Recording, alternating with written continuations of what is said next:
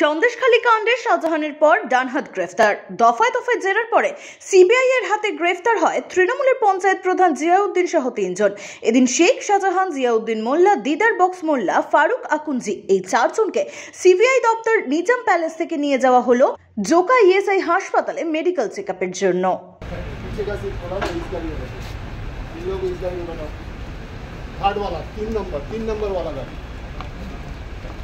चलो আপনার নামে এত অভিযোগ আসছে তো আপনি আরে बैठ जा भाई আলমগীরকে তো অ্যারেস্ট করা হলো।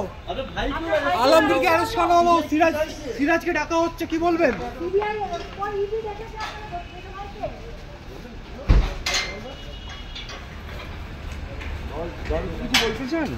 কিছু বলতে চান? দলকে কিছু বলতে চায়? কি বলবেন?